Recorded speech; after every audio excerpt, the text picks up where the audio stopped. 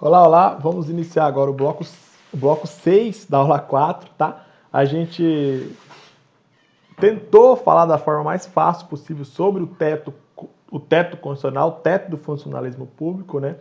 O teto geral do Supremo, subteto dos tribunais superiores, subteto do Poder Executivo Estadual, que é o Tribunal de Justiça, subteto do Poder Legislativo, que é o salário do deputado, subteto do Poder Executivo, que é o salário do governador, subsídio do governador, e o subteto municipal, que é o subsídio do prefeito, tá bom? Beleza. Vamos avançar um pouco, vamos tentar falar de mais 3 incisos do artigo 37, Vamos tentar falar agora do inciso 12, o inciso 13, o inciso 14 e, se possível, o inciso 15, tá? Bom, o inciso 12, ele trata da igualdade de vencimentos. O inciso 13 trata da vinculação ou equiparação remuneratória. O inciso 14 trata dos acréscimos pecuniários e da remuneração, né? E o inciso 15 trata da irredutibilidade salarial, que eu já falei brevemente sobre a irredutibilidade salarial, tá bom? Tá, então vamos para o inciso 12. Olha o que eu diz no inciso 12, ó. Os vencimentos dos cargos do Poder Legislativo e do Poder Judiciário não poderão ser superiores aos vencimentos pagos pelo Poder Executivo. Então aqui não tem muita dificuldade na compreensão desse inciso 12, tá? Esse inciso 12, ele cai muito pouco no concurso, inclusive, tá bom? Mas eu vou mencionar aqui um exemplo. Ó, João ocupa o cargo de assistente judiciário no STF e recebe um vencimento de 7 mil, mais um auxílio alimentação de 500 e mais um auxílio saúde de 500, que totaliza 8 mil reais de remuneração. O vencimento mais as parcelas remuneratórias, 8 mil reais de remuneração. Beleza. O Pedro, ele ocupa um cargo, o cargo de assistente judiciário no STF de João é de nível médio. O Pedro ocupa um cargo de assistente executivo na Casa Civil de nível médio e recebe um vencimento de 7 mil, um auxílio alimentação de 2 mil e um auxílio saúde de 1.000 reais, total 10 mil reais. Perceba que a remuneração deles é diferente, sim, é diferente, mas o vencimento é o mesmo, tá vendo? Então, o artigo 37, inciso 12, ele diz que o vencimento tem que ser o mesmo, o vencimento não pode ser diferente. A remuneração pode, o vencimento não. Então, perceba que Pedro recebe o mesmo vencimento que João, 7 mil. Mas, pelo fato de Pedro receber um auxílio alimentação maior e um auxílio saúde maior, a remuneração total dele alcança um patamar monetário maior. Tá? Mas a regra do artigo 37.12 não foi desrespeitada nesses dois exemplos mencionados. Tá bom? Então, isso é o que se chama de igualdade de vencimentos nos poderes. Ok? Um funcionário de um poder de mesmo nível não pode ganhar mais vencimento do que um outro funcionário de outro poder do mesmo nível. Beleza? Isso aí é o princípio da isonomia, tá bom? Vamos agora para o inciso 37.13. O inciso 37.13 fala da vinculação ou equiparação remuneratória. Vamos ler o inciso 37.13? É o seguinte. É vedada a vinculação ou equiparação de quaisquer espécies remuneratórias para o efeito de remuneração de pessoal de serviço público. Bom, esse inciso 13, devemos ter cuidado com ele, devemos ter cuidado na hora de compreender esse inciso 13, tá? Eu vou mencionar um exemplo para ficar mais fácil para vocês entenderem, tá? Vamos supor que venha uma lei, Aliás, qual é a regra? Qual é a regra? A regra é a seguinte. É proibida a vinculação ou a equiparação remuneratória, como eu coloquei no material. É proibida a equiparação remuneratória. Eu vou te dar um exemplo. A lei está prevendo que o salário do promotor será exatamente 100% do salário do juiz. Perceba que a lei não falou qual é o salário do promotor. A lei disse que o salário do promotor vai ser o mesmo salário do juiz. Então perceba que ela equiparou o salário do promotor ao salário do juiz. Imagine o seguinte, a lei da magistratura, o Estado cria uma lei para o juiz falando que o salário do juiz é 30 mil reais. Beleza. O promotor, ele não vai ser regulado por essa lei do juiz porque ele é um promotor, ele não é juiz. O salário do promotor, o subsídio do promotor, tem que ser fixado por lei também. Beleza, porque o promotor é um outro cargo público e a remuneração ou o subsídio do cargo público tem que ser fixado por lei. Tá. Aí vamos supor o seguinte. A lei do promotor, o legislador estava com preguiça e não quis fixar o valor exato do subsídio do promotor. Aí ele falou então o seguinte, o promotor vai receber o mesmo valor recebido pelo juiz. Ele vinculou, a lei do promotor ficou vinculada à lei do juiz. Então, por exemplo, quando a lei do juiz for mudada, tipo assim, juiz, vem uma nova lei e fala, o juiz agora vai receber 32 mil reais de subsídio por mês.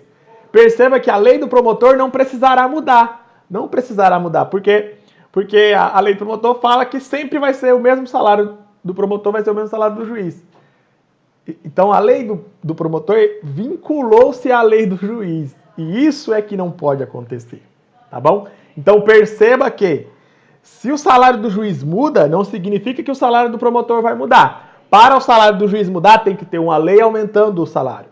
Para o salário do promotor mudar, tem que ter uma lei própria do promotor, né? Uma lei própria para o promotor, específica para o promotor, mudando o subsídio do promotor. Tá bom? Então não pode existir essa vinculação aí, esse aumento automático de subsídio do promotor, vinculando-se à lei do juiz. Não pode. Tá beleza? Vou citar um outro exemplo para tentar finalizar aqui, ó. Ministro do STF, esse aqui é um exemplo real, tá bom? O ministro do STF e deputado federal, eles recebiam em 2018 cerca de 33 mil reais por mês.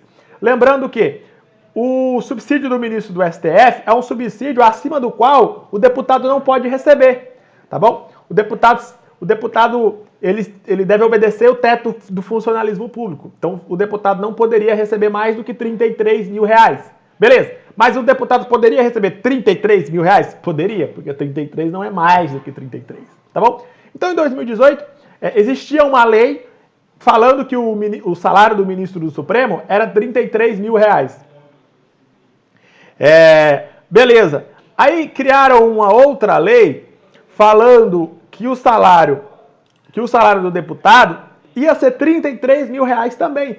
Perceba que é o mesmo valor? Mas a lei do deputado foi específica dizendo qual era o valor exato da remuneração do subsídio do deputado federal. Ok? Então, a lei do deputado federal não falou que o deputado vai ganhar 100% do valor recebido pelo ministro do Supremo. Não falou isso. Ela fixou o valor e esse valor está de acordo com o teto constitucional. Beleza, tranquilo. Aí o que aconteceu? Em 2019, doutores, o Supremo aumentou o salário deles. Aqui, uma lei aumentou para 39 mil o subsídio do ministro do Supremo. Esta lei é uma lei de 2019, tá beleza? Ok. Nenhuma lei aumentou a remuneração do deputado federal, que continua recebendo 33 mil reais até hoje, o deputado federal. Então perceba o seguinte, os dois recebiam o mesmo valor, veio uma lei e aumentou o salário do ministro do Supremo para 39 mil reais, né? E o deputado automaticamente vai receber 39 mil reais também? Não, doutores, porque tem que ter uma lei específica para o deputado aumentando o subsídio do deputado. O deputado pode receber 39 mil reais? Pode, porque não vai respeitar o teto.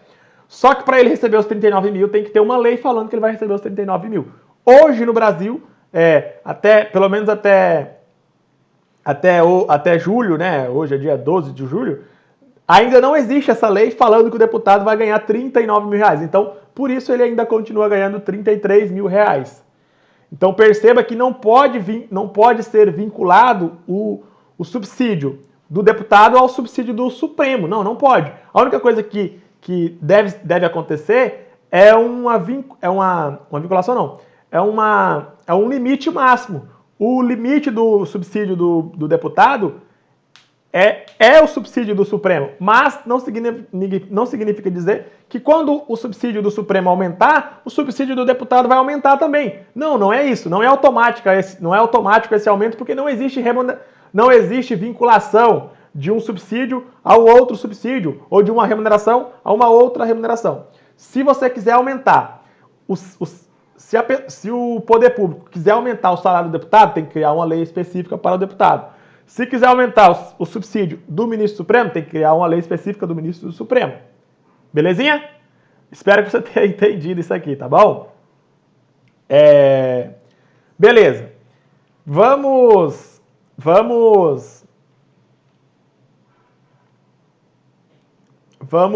passar para o próximo inciso, o inciso 14 do artigo 37. Tá? Já falamos do inciso 13, já falamos do inciso 12, agora vamos para o inciso 14. Tá beleza? Vamos ler o inciso 14? Olha o que o inciso 14 diz. Os acréscimos pecuniários percebidos por servidor público não serão computados nem acumulados para fins de concessão de acréscimos ulteriores. Né? Então aqui é o seguinte, essa aqui é a regra aplicável aos acréscimos pecuniários da remuneração. É bem simples essa regra de fácil compreensão. Seguinte, vamos supor, o servidor do INSS, não, servidor do tribunal ocupa o cargo de nível médio assistente judiciário, ok? Servidor do tribunal ocupa o cargo de assistente judiciário. Aí o servidor do tribunal, o que ele faz? Ele recebe uma gratificação por ele estar trabalhando em uma comissão de trabalho. Ele faz parte de uma comissão e ele recebe R$2.000 a mais, beleza? Então, o salário base dele é 7 mil, vamos supor, recebe mais 2 mil, vai dar R$9.000, beleza. Aí vamos supor o seguinte, a remuneração dele tá R$9.000 aí, beleza, porque é um vencimento de 7 mais uma gratificação de 2, 9, tá ok. Aí ele recebe mais uma gratificação porque ele, sei lá, ele tá trabalhando em uma outra comissão. Está trabalhando em duas comissões. Uma comissão ele ganha 2 mil, outra comissão ele ganha R$1.000. Então vai dar 3 mil a mais de acréscimos na remuneração. Né? A remuneração dele era 7, mas como ele trabalha em duas comissões a mais, ele ganha 2 mil, depois ganha mais 1.000. Então 3 mil a mais, R$10.000. Belezinha? Tranquilidade? Então a remuneração dele saiu de 7, foi para 10, tranquilo. Aí vamos supor o seguinte, ele faz uma pós-graduação, no tribunal quem fizer uma pós-graduação tem direito a receber uma gratificação a mais, tá? Então vamos supor que o João aí, no caso do exemplo, seja o João. O João faz uma pós-graduação em, sei lá, direito administrativo. Ok, aí faz a pós-graduação e aí o que acontece? João, ele termina a pós-graduação e quando ele termina a pós-graduação ele tem direito a 10% a mais no salário. Né? Ou seja, tem direito a R$1.000 a mais no salário dele, que é o adicional de qualificação. Ok? O adicional de qualificação. Aí eu pergunto para você, esses 10% serão calculados sobre os R$10.000, que é a remuneração dele, ou sobre os R$7.000, desconsiderando os acréscimos? Né? Ou seja, eu considero os acréscimos no cômputo da base de cálculo, ou eu não considero os acréscimos no cômputo da base de cálculo? Simples. Eu não posso considerar os acréscimos no cômputo da base de cálculo por força do artigo 37, inciso 14 da Constituição Federal. Então, o adicional de qualificação pela pós dele não vai ser de R$1.000. Na verdade, vai ser de R$700, porque 10% de R$7.000 é R$700. Então, perceba que ele vai receber um adicional de qualificação de R$700 e não de R$1.000. Beleza? Espero que tenha entendido. Tá ok? Eu fiz aqui um exemplo, coloquei um outro exemplo aqui no nosso material. Eu vou ler o exemplo para tentar elucidar com um pouco mais de clareza aqui, ver se você entende. Ó, João recebe 5 mil de vencimento e 100% de gratificação de comissão, totalizando 10 mil. Beleza? Que é um outro exemplo.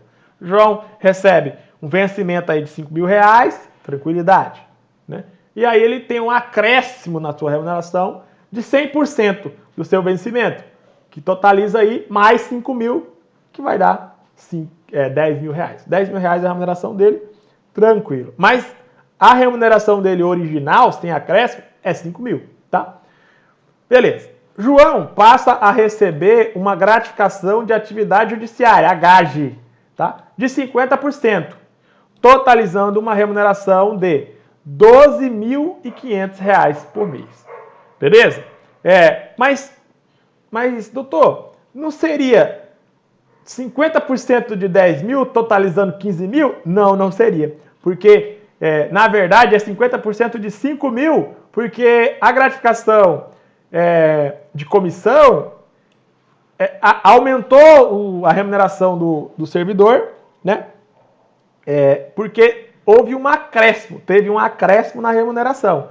E quando você for calcular outros acréscimos posteriores, você não vai considerar no cálculo os acréscimos já tidos na remuneração do cidadão, tá bom? Espero que você tenha entendido essa parte aqui, tá bom?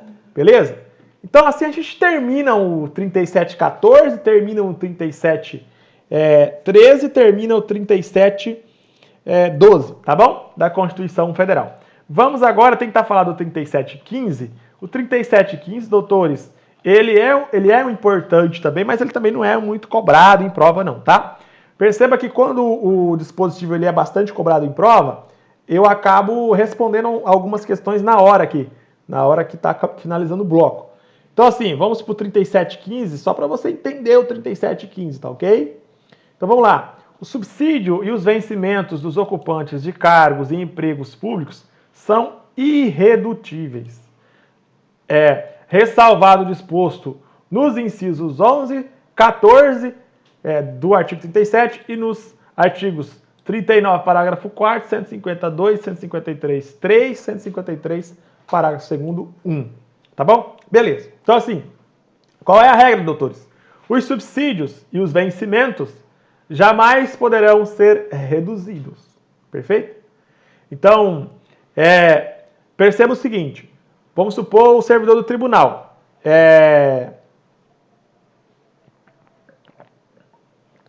O servidor do tribunal, ele recebe aí, o João, ele recebe R$ 5.000 de vencimento e ele recebe mais R$ 5.000. Não, ele recebe R$ 5.000 de vencimento, né? Tranquilo. E ele recebe mais R$ 1.000 de auxílio alimentação. R$ 6.000. Tranquilo. Eu te pergunto, o vencimento dele pode diminuir para R$ 4.000, de 5.000 para 4.000? Não, não pode, porque deve ser obedecido o artigo 3715. Tá bom? O vencimento não pode diminuir. Agora, e o auxílio alimentação de R$ 1.000? Pode diminuir para 500? Pode. Porque o auxílio alimentação, ele não é vencimento. O auxílio alimentação é uma parcela remuneratória que compõe a remuneração, juntamente com o vencimento. Então, temos o vencimento, temos o auxílio alimentação, somando os dois, temos a remuneração. Então, perceba o seguinte, não é a remuneração do agente público que não pode ser diminuída, não. O que não pode ser diminuído é o vencimento básico do servidor. Tá beleza? Então vamos supor o seguinte, o João recebe R$ 5.000 de vencimento, R$ 1.000 de auxílio alimentação, beleza. Aí vem uma lei e fala assim, olha, agora o auxílio alimentação é R$ 500. Pode? Com certeza. Juridicamente falando, legalmente falando, pode. Né? É difícil isso acontecer? Mas pode acontecer? Pode. Porque a lei está reduzindo o auxílio alimentação, não está reduzindo o vencimento. Então está de acordo com a Constituição Federal. Então perceba que a remuneração do cidadão vai sair de 6.000 para 6.500. A remuneração diminuiu, mas o vencimento não diminuiu. Então tá correto. Tá beleza? Ok. Então perceba que a regra aqui, ó, a regra aqui do artigo 3715, ela alcança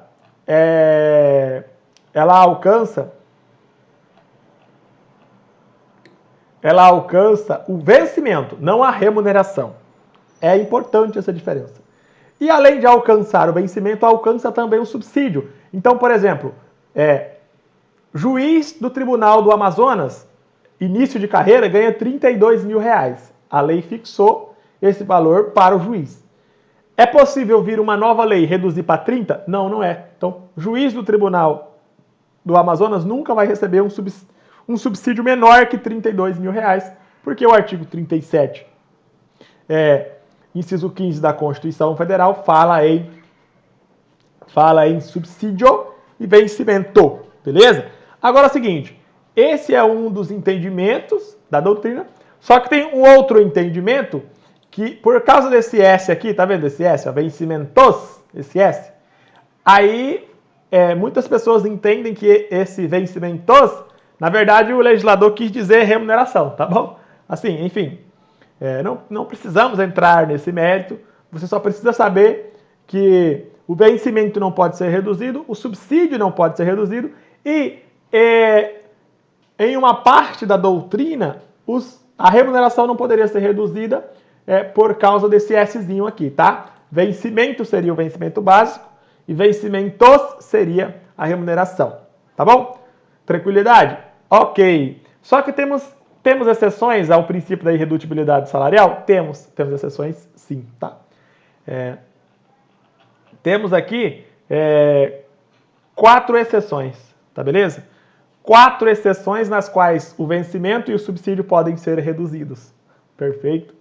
Primeira exceção, abate-teto. O que significa o abate-teto? A gente aprendeu que nenhum agente público pode receber mais do que o subsídio do ministro do Supremo. O subsídio do ministro do Supremo está 39 mil e alguma coisa. Então, se vier uma lei falando que um juiz ou que um prefeito vai receber 40 mil de subsídio, essa lei é inconstitucional. Então, o que vai acontecer? Quando o prefeito ou esse juiz aí for receber o subsídio, a administração vai abater uma parte para fins de respeito ao teto. Por isso que o nome é abate-teto. Tá? Então é o seguinte, o subsídio máximo que o agente público pode receber é 39 mil, um exemplo, tá? Aí uma lei vem e fala, prefeito, você vai receber um subsídio de 40 mil. Beleza. Aí o prefeito, quando o Estado, quando o poder público for depositar os 40 mil de subsídio na conta do prefeito, o que o poder público tem que fazer? Tem que pegar os 40 mil, lançar no contra-cheque, e na hora de transferir na conta bancária, transferir só 39 mil. Abater R$1.000 para respeitar o teto. Belezinha? Tranquilidade?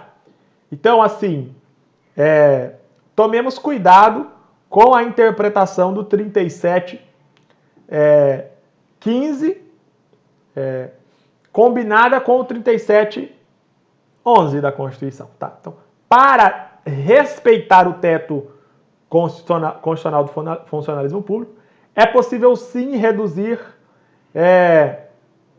o subsídio ou o vencimento da pessoa, né, para abater aí a parcela que for que tiver de excesso ao teto, a parcela que for superior ao teto.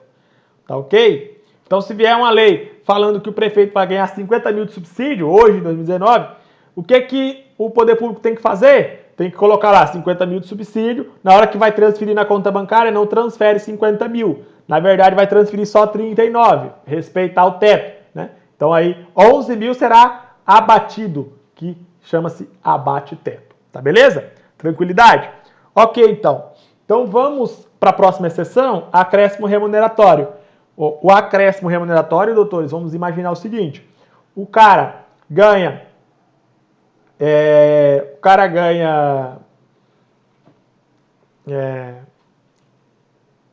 aí 5 mil de vencimento, ganha R$1.000 de auxílio alimentação. Aí ele tá com R$6.000 aí, né? R$6.000. Aí ele faz uma pós e essa pós garante 10% a mais no salário dele. Ele vai receber 10% em cima de 6 ou 10% em cima de 7? Ele vai receber 10% em cima de... 10% em cima de 6 ou 10% em cima de 5. Né? O vencimento dele é 5, a alimentação dele é 1.000. Então, a alimentação vai ser considerada no cálculo dos adicionais posteriores? Não vai, porque a gente já estudou isso nos incisos anteriores. Então, assim, quando ele for receber os 10% de adicional de qualificação, por ele ter terminado a pós, o adicional vai ser calculado em cima de 5 mil e não em cima de 6. Então, se você levar ao pé da letra, isso é uma diminuição da remuneração dele, né? É uma diminuição da remuneração dele, tá bom? Então, é possível essa diminuição aí? Sim, é possível essa diminuição, tá bom? Tranquilo. Vamos agora para a próxima exceção. Espécie remuneratória no subsídio. Então, vamos supor o seguinte, o juiz recebe 32 mil de subsídio, beleza. É parcela única, não pode ter acréscimo remuneratório, não pode existir, por exemplo, para o juiz, vamos supor aí, uma gratificação por ele estar participando de um grupo de trabalho, não pode. Não pode existir esse adicional, não pode. Tá? Então, vamos supor assim, o tribunal vai lá e fala assim, ó, colocar o juiz aqui para participar desse grupo de trabalho, ele vai ganhar 5 mil reais a mais, tá? Beleza, então. E aí, o que acontece? Pode receber os 5 mil reais a mais? Seguinte, de 32 vai para 37, só que esses 5 mil reais a mais é uma espécie remuneratória no subsídio. E o subsídio ele é em parcela única. É possível aumentar a retribuição financeira, aumentando aí, acrescentando no contra-cheque do juiz um adicional por ele estar participando de um grupo de trabalho? Não é possível, porque o juiz recebe por subsídio, e subsídio é uma retribuição financeira em parcela única que não pode sofrer não pode se beneficiar com nenhum acréscimo remuneratório. Então, para fins de acréscimo remuneratório, eu posso diminuir o subsídio de qualquer agente público, tá bom? Então, assim, o tribunal falou para o juiz trabalhar numa comissão, num grupo de trabalho, e falou que ia pagar aí um adicional de 5 mil reais. É um acréscimo remuneratório, beleza. Então, o subsídio vai deixar de ser 32 para ser 37. Só que na hora que a administração for pagar os 37 mil, o que ela tem que fazer? Opa, aqui tá errado, então eu vou diminuir o subsídio de 37 para 32, que é o valor que deve ser correto. Pode? Pode. Beleza? Porque trata-se aí de espécie remuneratória no subsídio, que é vedado pela Constituição Federal. Tá ok? Beleza. Essa exceção está no 39, parágrafo 4º e no 37.15 da Constituição Federal. E agora, uma outra exceção que podemos mencionar é o imposto de renda, né? Aqui é a retenção na fonte do imposto de renda. O juiz, quando ele recebe o subsídio dele, ele não recebe, na verdade, 32 mil reais. Na verdade, ele recebe 32 reais menos o imposto de renda, que é mais de 5 mil que ele paga, menos a previdência, para ele poder se aposentar quando ele tiver com mais idade no serviço público. Tá? Então, assim, a previdência e o imposto de renda, eles são parcelas, né? São parcelas que podem diminuir o subsídio e o vencimento do agente público. Belezinha? Então, aqui a gente termina o inciso 37, 12, 13, 14 e 15 do artigo 37 da Constituição Federal. Tá belezinha? Tranquilidade? 37.12 falamos da igualdade de vencimentos no Poder Executivo, Judiciário e Legislativo. Depois, no 37.13, falamos da vedação de vinculação ou equiparação remuneratória. Falamos aí o exemplo do promotor e do juiz. Porque o salário do promotor não aumenta automaticamente pelo aumento do salário do juiz. Não aumenta, tá? Falamos também do 37.14, acréscimos pecuniários na remuneração. Esses acréscimos pecuniários não poderão servir de base de cálculo para o cômputo dos posteriores acréscimos pecuniários. Tá beleza? Tranquilo. 37.15, falamos do princípio da irredutibilidade salarial e falamos das 4 exceções. Tem outras exceções, mas as 4 principais são essas: abate-teto, acréscimo remuneratório, espécie remuneratória no subsídio e imposto de renda e previdência. Tá beleza? Tranquilo? Ok, então a gente faz uma pausa, daqui a pouco a gente volta para continuar falando do 37 a partir do 3716, tá ok? Que vamos falar aí da acumulação de cargos públicos. Então, belezinha, daqui a pouco a gente volta e já já estamos aqui.